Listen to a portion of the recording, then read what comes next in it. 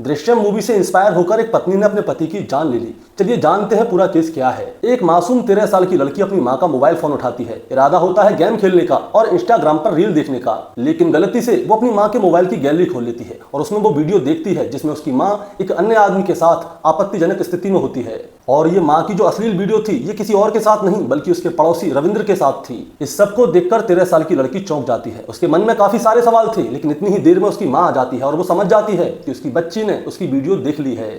अब मां को डर होता है कि उसकी 13 साल की बच्ची इस बात को उसके पति विक्रम को बता देगी।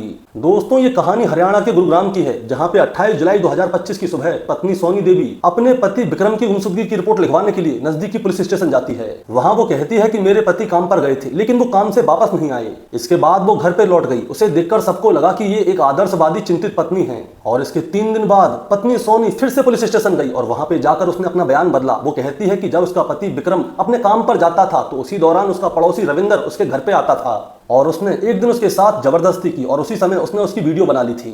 शुरुआत में वो उसे ब्लैकमेल करता था। वो कहता था कि अगर तुम मेरे साथ संबंध नहीं बनाओगी तो मैं तुम्हें बदनाम कर दूंगा। अब पुलिस तुरंत रविंदर के पास जाती है और उसे गिरफ्तार कर लेती है। ये देखकर रविंदर चौंक जाता है क्योंकि सोनी ने रविंदर के ऊपर बलात्कार का इल्जाम लगाया था। लेकिन जैसे ही पूछताछ शुरू हुई कहानी का चेहरा ही बदल गया। रविंदर ने यह बात मानी कि हाँ, उसी ने विक्रम की हत्या की है, लेकिन हत्या करने में उसका साथ उसकी पत्नी सोनी ने दिया है क्योंकि वो दोनों पिछले 1 साल से रिलेशन में थे और वो दोनों आगे प्लान कर रहे थे शादी करने का। और इन दोनों को शौक था एक दूसरे की इंटीमेसी वीडियो को रिकॉर्ड करने का। और यही वीडियो सोनी की बेटी ने देख ली, जिसकी वजह से उन्हें विक्रम को मारना पड़ा, क्योंकि अगर वो उसे नहीं मारते तो विक्रम की सारी प्रॉपर्टी सोनी के हाथ से चली जाती। उन्होंने हत्या की प्लानिंग फिल्म दृश्यम से इंस्पायर होकर की। उन्होंने सोचा कि अगर सबको गायब कर दिया जाए तो पुलिस के पास कोई भी सबूत नहीं बचेगा। 26 जुलाई 2025 को विक्रम अपने घर से फैक्ट्री के लिए निकलता है, लेकिन जैसे ही सुनसान एरिया आता है वहां पे रविंदर और उसका चाचा संतपाल उसे पकड़ लेते हैं और उसका गला घोटकर उसे मार देते हैं। और जिस दौरान ये सब कुछ हो रहा था उस दौरान सोनी रविंदर के पास फोन कर करके सारा अपडेट ले रही थी